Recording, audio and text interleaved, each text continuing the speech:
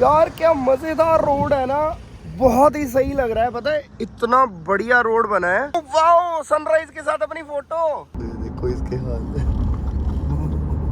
क्या ऐसा सरप्राइज देखा है कभी? दिन चढ़ गया, सनराइज हो गया है। दिल्ली वडोदरा मुंबई एक्सप्रेसवे पे हम चढ़ गए।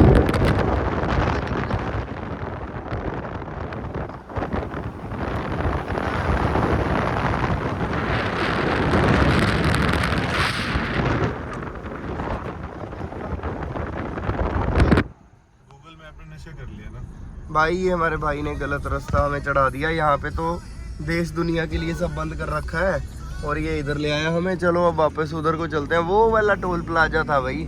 भाई कहाँ, अब दोबारा लगा, कौन सा है जरा भाई? लेफ्ट, यहाँ से left. Make a left U turn. Make a left, make a left. Thailand में बोलियो जरा, कैसे बोलते हैं, बोलियो। Make a left U turn. Make a left.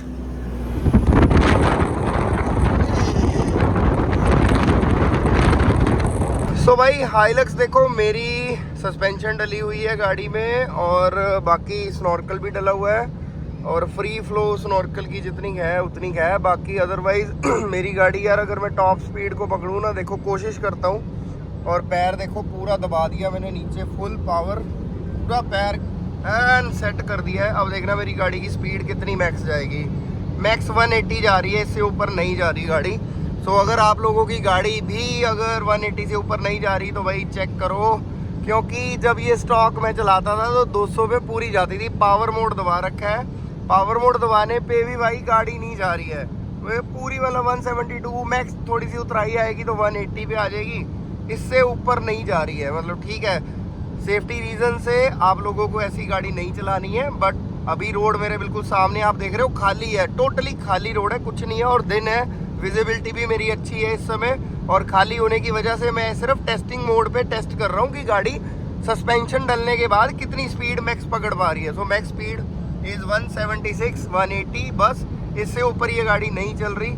आप लोग अगर अपनी गाड़ी अगर कभी टेस्ट करना चाहो तो इसी तरह से सेफ्टी पॉइंट ऑफ व्यू को देखते हुए तभी टेस्ट करना। ये नहीं कि कहीं भी गाड़ी दौड़ा रहे हो या कुछ है, ऐसा बिल्कुल भी मत करना, ठीक है।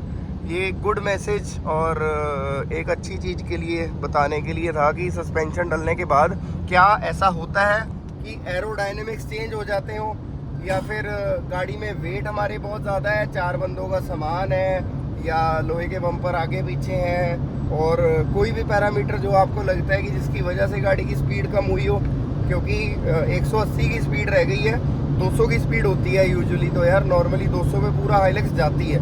सो पावर लैग तो पहले ही स्टॉक सस्पेंशन में लोगों को फील होते हैं, तो अब क्या करें?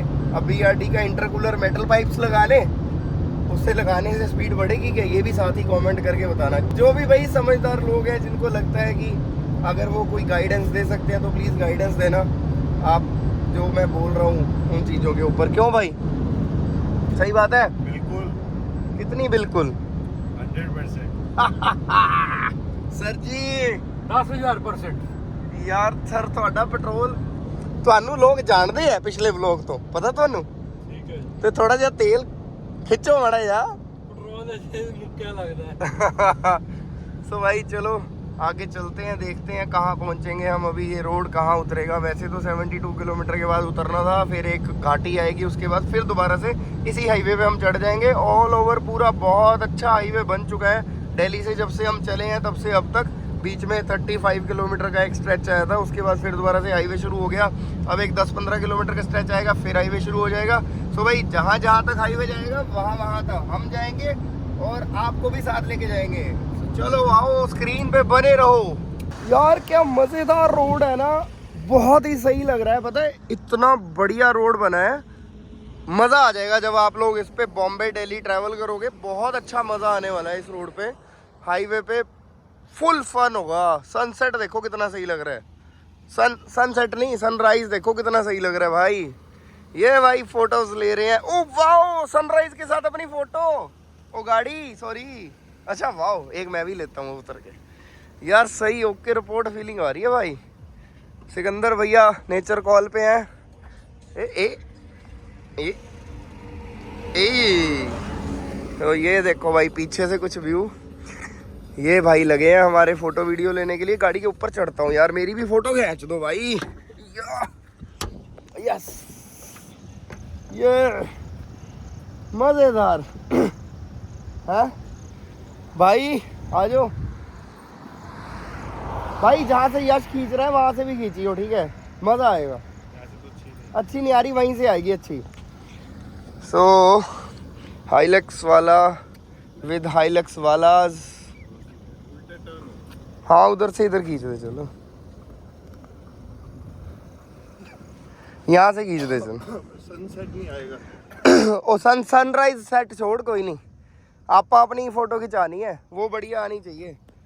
ये जगह दो, मजा आ रहा है पूरा। 3-4 खींच दी। हाँ भाई, जाके चेक करके आओ वॉशरूम कितना 5 स्टार है, जाके एक बार देख के आओ। बैठ के ही आ जाऊंगा थोड़ी देर। जाओ, आप भी जाओ, सारे जाओ, मैं बैठा हूँ गाड़ी में। तो भाई रतलाम क्रॉस करके हम रुके हैं। कल कर दे बंद, क्या थोड़ी देर। तो कितने घंटे हो गए गाड़ी कंटिन्यू होगी भाई।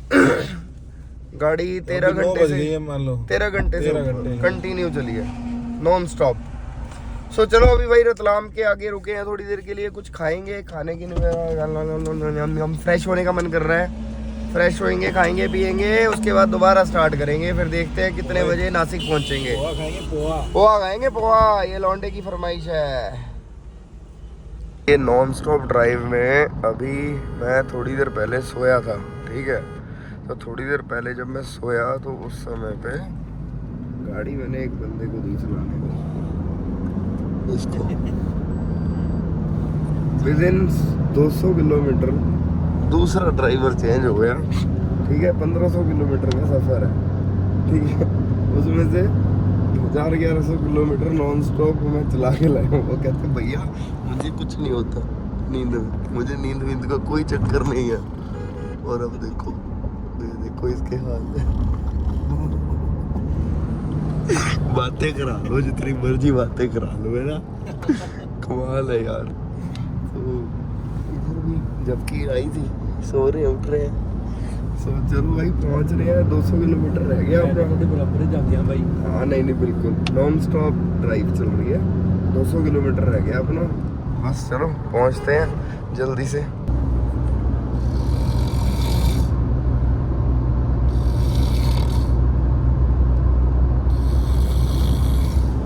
क्या करेगा यार ये, क्या करेगा यार ये, क्या करेगा। चलो कोई बात नहीं, चलो चलो चलते हैं यार। होता है ऐसा, होता है, कोई बात नहीं। उठेगा जब ये वीडियो देखेगा अगले हफ्ते, तब दे समझ आएगी इसको। भाई मकरंद भैया मिले हमें। भैया को सरप्राइज दे दिया हमने। मकरंद भैया कहाँ पे मिले देखो। क्या ऐसा सरप्राइज देखा है कभी? ऐसा सरप्राइज नहीं देखा होगा। कैसे हो आप? मैं बढ़िया, आप कैसे हो? बस बहुत बढ़िया, बहुत बढ़िया। कहाँ पर घूम रहे हो आप लोग? भैया बस ऐसे ही प्लान बना, मैं फ्लाइट से जाने वाला था। हाँ। प्लान बना और सब तैयार हुए तो मैं नासिक बाय रोड आ गया। वो उसे हाँ, नासिक में मयंक के पास, तो बाय रोड आ गया मैं। अरे सही है। आप रेस्ट कर रहे हो थोड़ी देर? सोया था। नहीं गुड है, गुड है। मैं ये बता रहा था कि मकरंद भैया अपने को मिले थे लास्ट विंटर स्पीति में, ठीक है। पुणे से विंटर स्पीति करने के लिए भैया चंडीगढ़ आए थे। चंडीगढ़ से फिर ट्रैवल करके फिर वापस पुणे आए थे, तो काफ़ी लोग आए थे। बट उसमें से मकरंद भैया अभी अपने को सबसे रिसेंट मिले हैं इस वाली साइड से। तो अभी भैया हाईवे पे साइड में गाड़ी लगा के सोए हुए थे, और जैसे ही भैया हमें दिखे, हमने गाड़ी लगाई, भैया को उठाया। भैया कहते चलो अब तुम्हारे साथ ही ड्राइव करते हैं। फिर हम इकट्ठे ड्राइव कर रहे हैं। अभी जाएंगे आगे, वो खाना खाएंगे, हम चाय पियेंगे। उसके बाद नासिक से वो चले जाएंगे पुणे के लिए, और हम रह जाएंगे नासिक में। और उसके बाद अगले दिन हम क्या करेंगे हमें कुछ नहीं पता, क्योंकि मेरे साथ जो ये लोग हैं ये क्या कराएंगे मुझे कुछ नहीं पता। ऑफ रोड नहीं, इसके बाद क्या कराएंगे ये भी नहीं पता। सूरत जाएंगे ना खाना खाने। हाँ देखा, मन की बातें। अहमदाबाद भी याद आ रहा है। भाई वो एयर इंडिया का प्लेन की छत तो नहीं देखने जानी? हम वहाँ पे बस सब बड़ा बुरा हुआ, वहाँ तो नहीं जा कैंडल सकते। जला के आएंगे अगर हम गए तो 100। न कैंडल से कुछ नहीं होगा यार, जो चले गए, ये सब चीजों में कुछ नहीं है। अपने मन से जो कर सकते हैं। RIP। ठीक है, अपनी अपनी सोच है। मेरा तो ये है कि ओम शांति कह सकते हैं, बस इतना ही है। कैंडल जलाने से कुछ होगा नहीं, बट हाँ सिस्टम सुधारने से होगा। ये किस वजह से हुआ, उस वजह के ऊपर अगर कार्य किया जाए और वो दोबारा कभी ना हो, ऐसा सोचना पड़ेगा। और दूसरा यार, अच्छा एक बात है भाई, इस चीज़ के ऊपर अगर बात हुई है, हाँ अगर बात हुई है तो मेरे को ये लगता है, जो पर्सनली मैं सोचता हूँ कि कुछ चीज़ें ऐसा होती हैं कि उसके ऊपर कंट्रोल नहीं होता किसी का भी। मशीनरी एंड ऑल, अब ये तो सिर्फ जवाबदेही तय हो रही है बस, और कुछ नहीं है। बट जाने वाले चले गए हैं, और सोचो क्या कितना बड़ा ट्रेजेडी है ये। इंग्लिश यू नो मेरी थोड़ी वीक है, फैमिली डिस्टर्ब हो गई, इतना कुछ हो गया। बट बात वो है कि वो ऐसा बोइंग था कि जो कभी क्रैश ही नहीं हुआ है। पहली बार क्रैश हुआ है। पहली बार क्रैश हुआ है वो बोइंग। ये एयर इंडिया के बेचारे के मत्थे पे कलंक लग गया बस, थोड़ा सा बात हुआ है। बट एयर इंडिया का इसमें कसूर कोई नहीं है। टेक्निकल चीजें थी, अगर आप उसका ग्राफ भी देखोगे तो मतलब जब वो फ्लाई करे उसका graph is very good, but जो उसकी स्पीड पकड़नी थी वो ग्राफ जीरो। ये चीज का किसी को पता होता तो उसको करने तो होने थोड़े ना देते, होने थोड़ा देते, बात सही है। तो बस वही है, वो होना था, वो लिखा था, वो हो गया। बट यार एक चीज और है ना, देखो एयर इंडिया का तुम्हें लगता है दोष है इसमें, नहीं है ना? मुझे भी नहीं लगता। एयर इंडिया का भी तो नाम खराब हुआ है, कोई जानबूझ के ये सब थोड़े ना करेगा। बस ये है कि कहीं ना कहीं कोई चूक हुई है या फिर कोई हाँ ये नेग्लिजेंस हो सकती है, कुछ हाँ। भी, वो एग्जैक्ट रीजन तो हमें पता नहीं है। टेक्निकल एरर ही और एक चीज और माननी जाएगी भाई, एक चीज और है। एक बात तो एयर इंडिया को सुधारनी पड़ेगी, बाकी कंपनी जितना आगे चली गई हैं, कहीं तो एयर इंडिया में भी कमी है। उनके AC नहीं चल रहे होते भाई, खड़क रहा होता है प्लेन पूरा, है ना? ये सब चीजें तो सेट करनी पड़ेंगी ना। इस इशू की वजह से हम नहीं कह रहे डाल दो जितना डलता है, और डालो आता है तो मेन इस इशू की वजह से नहीं कह रहे, बस इसलिए जरूर कह रहे हैं कि एयर इंडिया की फ्लाइट्स को थोड़ा सा इम्प्रूव होने की ज़रूरत है। अब मौका है एयर इंडिया के पास भी, लोगों का मन जीतना है दोबारा से। बड़ा टफ होने वाला है, बट हमारी भी आशा किरणें, वो क्या कहते हैं, विशेस एयर इंडिया के साथ है। बट अभी चलो ये सब बातों का टॉपिक एंड करते हैं और आगे चलते हैं।